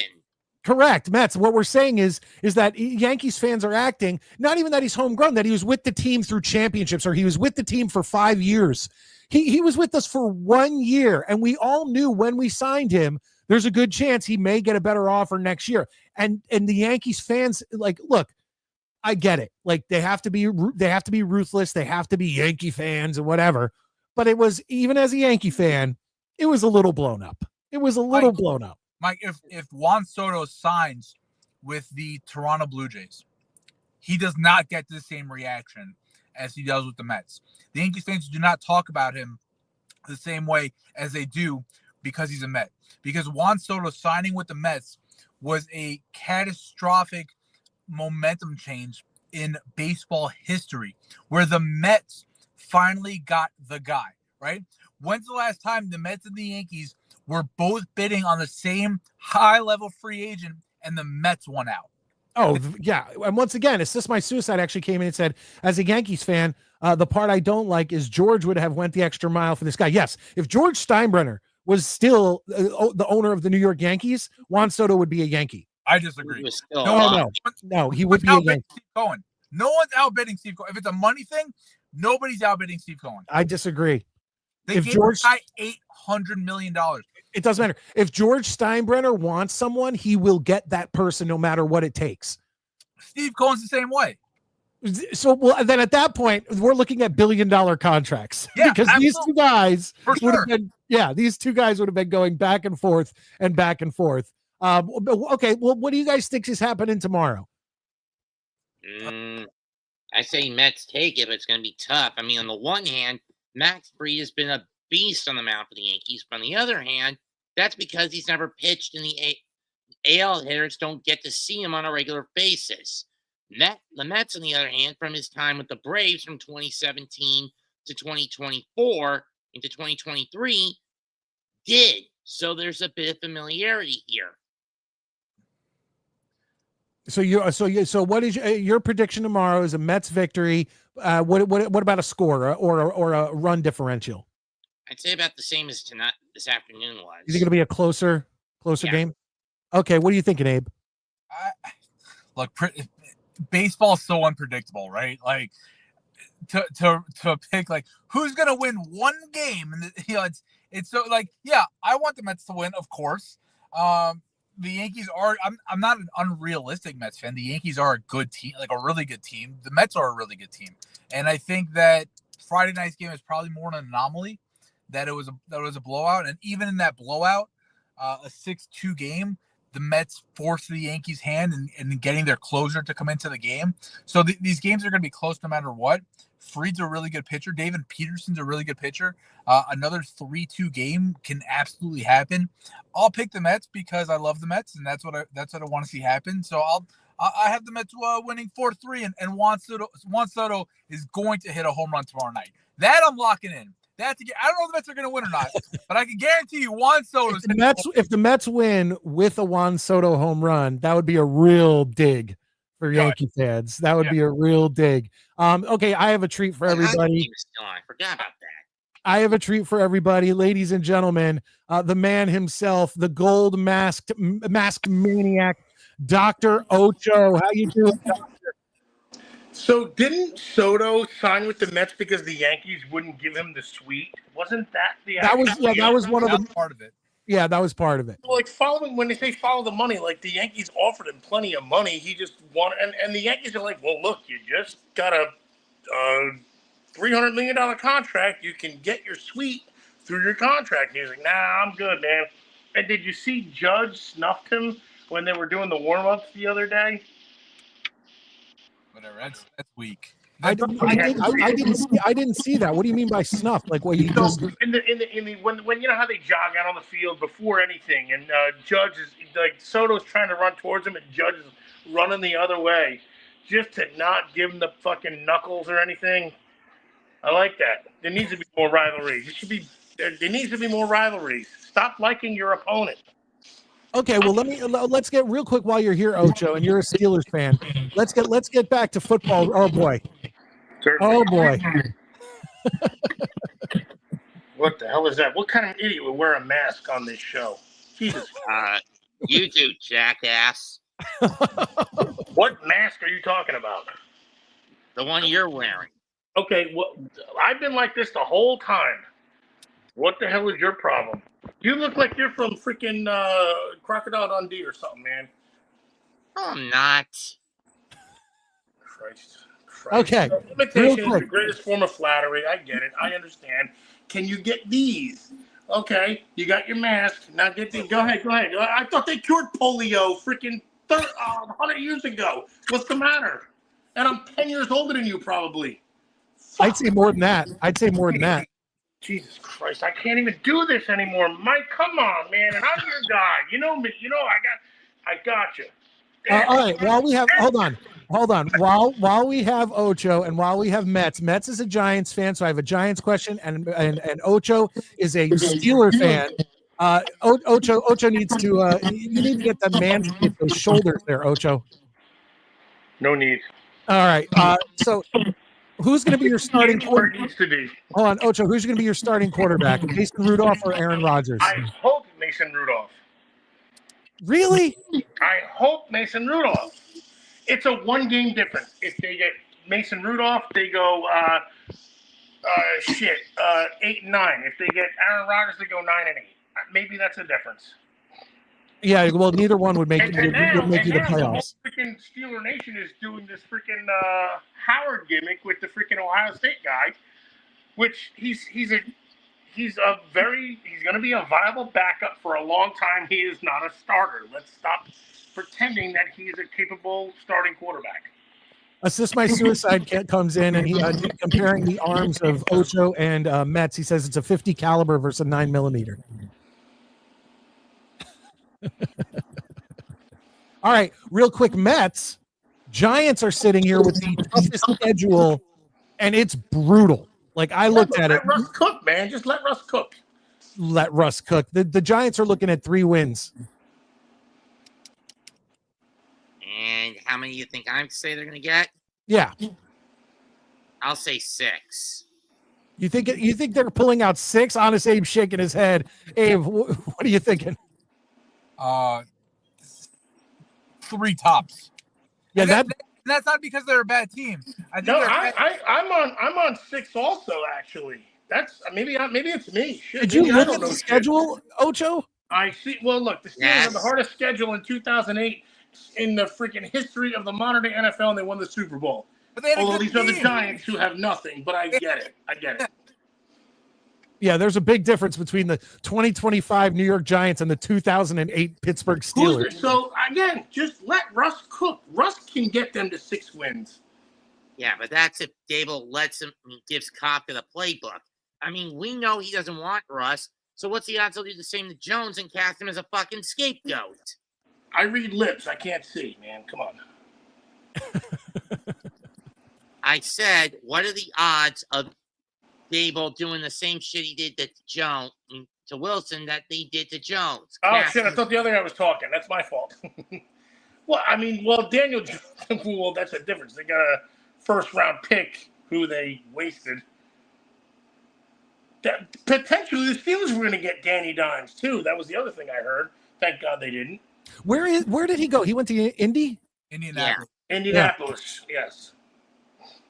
Now he's on his way to the glue factory. Can Russell Wilson only win 6 games in a year with his? I get it, but the guy's a talented guy. He's a future Hall of Famer. He's 37 years old. Let him cook for 6 games. I say 6. The Giants have no offensive line. They have no running game. They have 1 receiver, and they have nobody that knows how to play defense. But that's because, again, you're dealing with a skinflint head coach, a D coordinator who has no clue on how to do anything outside of a damn zone D. And what else you have to do when you don't have corners that can play man? Of course you have to do zone. I mean, shit, your corners suck. I don't know, man. Mets. I think you're going to get your wish. I don't think it's a 3-14 season this year. I don't think Daboll makes it through the season. I don't think Daboll makes it past week 6. Didn't he win Coach of the Year just 2 years ago or something? No, not Coach of the Year. It was 3 years ago, and ever since then, it's just been a downward spiral. And all because he got a big fucking head, which is a problem with every coach from the Bill Belichick learning thing when they get 1 year of success. That's true. Look at Eric Mangini. He named his son after Brett Favre. Did he spell it the same way, like Favre? His last name is something. No, I don't think he named his kid Favre. He named him Brett. Well, no, again, let's get back to proper grammar real quick. Why do they get to decide that the V is literally after the R when it's spelled differently? That doesn't make sense. Who decided that? It's pronounced this way. That's not because the English language makes a lot of sense. Because it's Mississippi shit or something. They're freaking cousin effers or something. I don't know. And it took till it's something about Mary and Ben Stiller to finally say it took when he played for Atlanta in 1991, and I see the freaking the newspaper, and I'm like, favor. I swear to God, I was making fun of Fava shoes. You guys remember Fava? You go far in Fava? Come on, Fava shoes, the shoe store. I don't remember that. You do or don't? No, I do not. Somebody please in the chat look. I remember Payless. And Mike, it's It's time. free Payless. You have to go, Abe? Yeah, but I gotta go. All right, Abe, dude, thank you so much. We will figure out when you can come on and take Maddie on. He was scared tonight in Midnight Mike Show Trivia, and we will figure out a makeup date for that. Yes, sir. You're getting pulled over. Stars and bars, cherries and berries behind them. Heads up, Abe. You're getting pulled over, buddy. Go ahead. Don't give your ID. No, Abe would be the one pulling people over. Well, don't give. Well, then honor your oath and support the Constitution to the United States. Damn it. Shoot first, ask questions later. Copy that. Have a good night, Abe. Later, guys.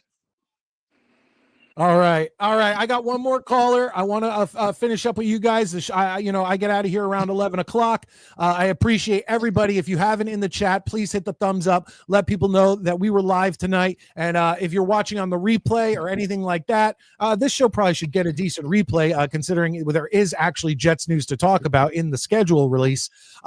If you are, please, down in the comments or anything like that, if you feel the need, let us know your thoughts on what will happen with New York Jets. What's up, Ocho? I won trivia tonight, I assume? No, you didn't win trivia. Default. I feel like I should just throw a question at you randomly and see if you could get it. Ocho, I'm going to give you one question, just one. You can choose the category. The New York Jets, U.S. history from 1970 to 2000, or now you're playing with power. And all these questions in that category have to do with the Nintendo Entertainment System. Oh, I'll do the. Damn. I should just do the Jet. Well, shit. New York Jets, U.S. history from 1970 till when? 2000. 2000.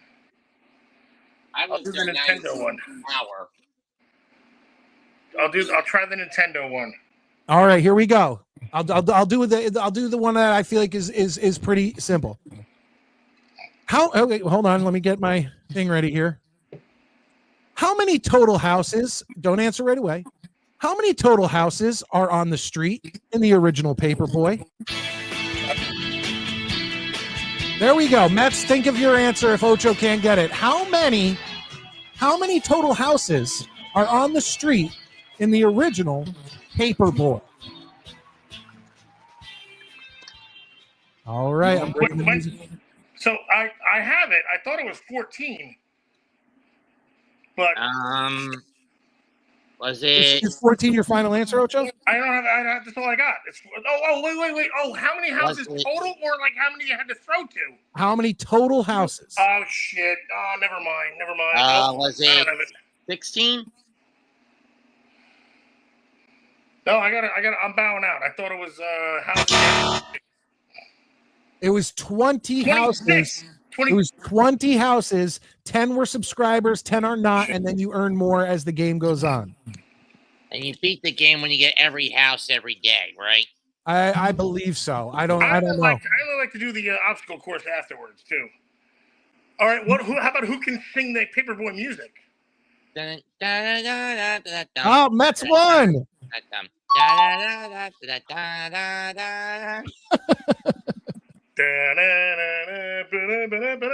Or what?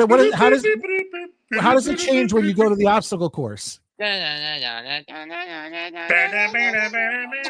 that's the Commodore 64 version. Holy shit! Hold on. See, now there's two different versions because the Commodore 64 version was. Fact check me. And what I just did. So now on Nintendo was This is the worst show ever now. They love trivia. Don't worry about it.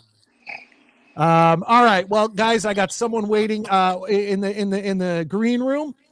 Mets, thank you for calling in. I appreciate it. Is there anything else you want to let us know before we hopefully see you on Tuesday night? I'll be here Tuesday, but don't expect me Saturday. I'm going to be in Raleigh. What are you in Raleigh for? Cosplay convention. A cosplay convention. Mm-hmm. What are you cosplaying as, Mets? I've got a few costumes, just don't know which ones to do yet. I just go by whatever the weather's going to be. It's going to be pretty nippy up in Raleigh next weekend. So you got to dress warm. Yeah, like anything that's comfortable in upper 60, low to mid 70s temperature.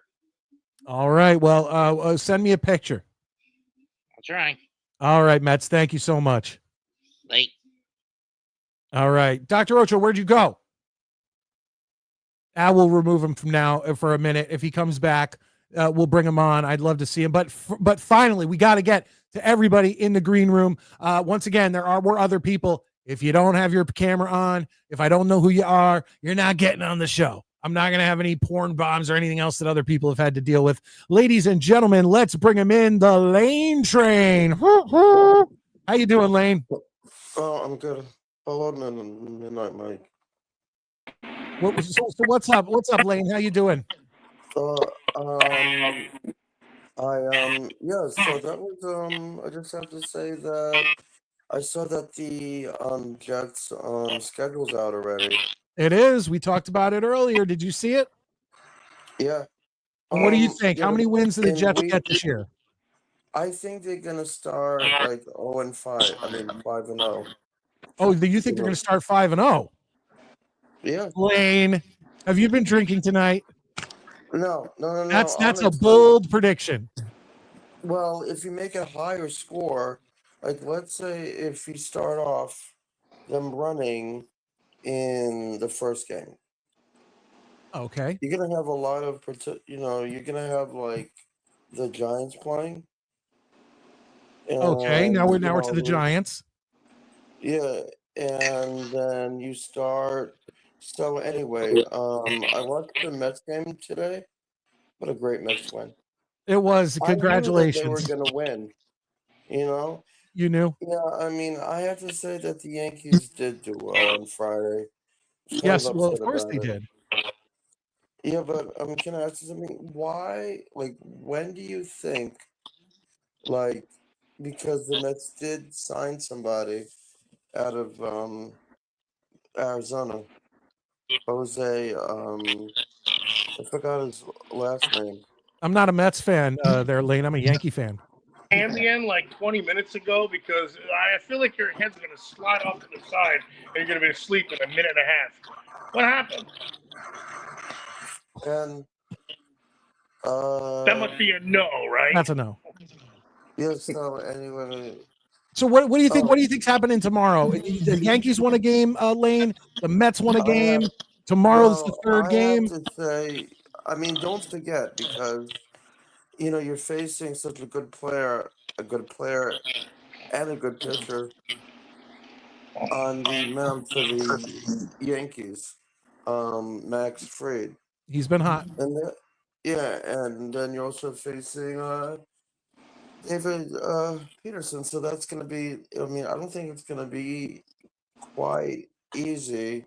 As much as I don't like the Yankees beating them in 2000, but That was a great year. That was a great year, Lane. 4-1. That's right. Luis Soto's did you see 20 that play dribbler when up the he hit middle. Piazza? That was something else. When Roger Clemens picked up, instead of picking up the ball, he picked up the barrel of the bat and threw it in.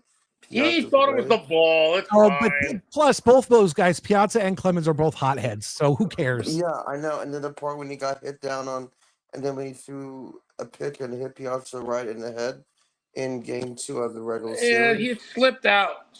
Piazza put Vaseline on the ball earlier. That's what happened. Yeah, I know. So anyway, Sorry. So Lane, it's getting late in the night, but I do want to know how many wins do the Jets have after you've looked at the schedule? How many total wins will the Jets have, and how many total wins will the Giants have? If you can read.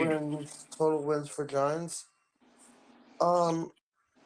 Well, hopefully, if I see yourself and all goes well, I would have to say it'd be pretty great to see the Jets going 2-1 in the regular season. Okay, so they'll play the 3 games of the schedule, go 2-1, Yeah, and how about the Giants? They're above 500, so that's Yep. good. And how about the Giants? I think they'll go 1-2. And the Jets would probably start out and they would probably go start out at 1-0 for the whole They season. can't win every game. So And it's so they're going to probably beat the fine. Steelers, go 1-0 for the whole season. Pittsburgh Steelers you have, and then you have the other teams. That's right. You have the Steelers and then the other teams. This guy is crushing it, man. You know what? You are the new Schwam. You are the new Ambien American he's like Mel human Kiper. No, he's Mel hero. Kiper. This guy, you know what? I have a number with ESPN. We're calling you because you have the freaking info. Yeah. You have the intel. Yeah, I know. Should we call you at like noon when you're awake? Or, I mean, let me know. He's been watching. Lane's been watching a lot of sports. But Lane, thank you so much Or for maybe he calling watched in. this show and fell asleep. I don't know. Maybe it's not so bad. Oh, that was quick. He disappeared. He I didn't even kick him. He pulled himself out. But there you go. He thinks the Jets are going to go 2-1 for the season. Oh no, the Jets are going to go 1-0. The Giants are going to go 2-1 for the season. That's a good. These are the good man. Good guess. Yeah. Just saying. But Ocho, listen. I do appreciate. Too harsh. I didn't. No, I very much appreciate you being on the show tonight. I love your guest spots. All Always that for stuff. you. Always There's for you, buddy. There's a Lions fan in here. Marcus comes in and says, "Go Lions." I guess he's not used to our show going off the walls in the second hour because he says, "What the hell is going on? Are you shitting me?" Yeah, no, it gets in the second hour, Marcus. This show goes off the chain. It goes off the walls. We keep it together for about an hour and a half, and then I don't promise anything on the Midnight Mike show. But Ocho with the guns. And hopefully Ocho, I keep It'll saying, happen. It'll happen. All right. It'll happen. We need you on Midnight Mike Show trivia. Always for you, buddy. A lot of people Listen, if I listening to the was too show harsh don't remember. on Sleepy Happy Valley there, I'm sorry. Lane Myers with your $2. I apologize. Go get your paper route better, and you'll come on next week and stop taking Ambien. All right. Well, Ocho, thank you for calling in. I appreciate it. Always, Say buddy. hi to the lady for me, and have a great night. Certainly, buddy. We'll catch you, man. All right, ladies and gentlemen. I am Midnight Mike, your late night New York Jets host. I had complete plans of doing the schedule tonight. Obviously, Maddie was right when he said, we should take Midnight Mike Show trivia and put it to another day. I completely agree with that. Why do I agree with that? Because look at what happened. We ended up talking. It went way further than I thought it would. Just talking about the schedule for the New York Jets. We went game by game. If you missed it, the show will continue to be not live, but it will still be on YouTube when I go off the air, and you could go back, check it out. We're pretty pessimistic, but that's the thing about New York Jets fans. We're a lot more real. We're a lot more, look, we live in reality, and we know the New York Jets are going to suck. And we kind of look, and if we keep our expectations low, what does that do? If we get more than 5 or 6 wins, all of a sudden, we're super happy. So we take it where we can get it. Okay. And it's not that it's quite hard for New York Jets to do. Lions. Hey, look, Lions 14 plus wins. I hope so. I as a Jets fan, there's 2 other teams that I feel like can feel the pain of New York Jets fans. And that's the Detroit Lions and the Cleveland Browns. We all have those seasons. Well, maybe not the Browns, but the Jets and the Lions both have seasons where it's like, oh my God, we're going to do this. We are going to fucking get to the mountaintop. And then we get there, we get so close, and reality just crushes us. And I want the Lions to do well, because I have a feeling you guys are in a season, last season and this season, like how the Jets were in like 98, 99, 2000. I feel like get over that hump. I would love to see the Lions win a Super Bowl. 100%. I'm so sick of the same fucking teams. I'm so sick of the Patriots in their dynasty. I'm sick of the Chiefs. I'm sick of the Eagles. Like all these teams, we've seen nothing but those teams the past couple years. I've grown tired of it. I want to see a Browns Super Bowl. I want to see a Jets Super Bowl. I want to see a Lions Super Bowl. So that's where I'm at. Scott, no, there's not going to be any horse cock tonight. Yes. Okay. So new listeners. Yeah. There's been nights where we played that clip from Freddie Got Fingered, the Tom Green movie, because like I said, in the second hour, it does go off the wall. And look, Scott comes in with $2. He's not only a channel member, comes in with $2, says thanks for the show, and he gets the Jets chant. Jets. Oh, coffee cake. We need a 10-year solid QB. That's it. Yeah. Yeah. When have we ever had one of those aside from Joe Namath? And Joe Namath was only good for like a couple seasons. He stayed way long. He stayed way past his welcome, and then you got the Richard Dunn. Kenny O'Brien had a decent run. I'm a big Ken O'Brien fan. I love Vinny Testaverde, but the problem with Vinny is he was older when he came to the team, and he had his best statistical season in 1998 with the Jets, and one of the best statistical seasons ever by a New York Jet. So Pennington, but then he got hurt. Sanchez, he was as good as the team around him, and the team around Sanchez is what made Sanchez seem better than he actually was. Because then the real Mark Sanchez came out, and we all saw what happened. They play it every Thanksgiving if you haven't seen it.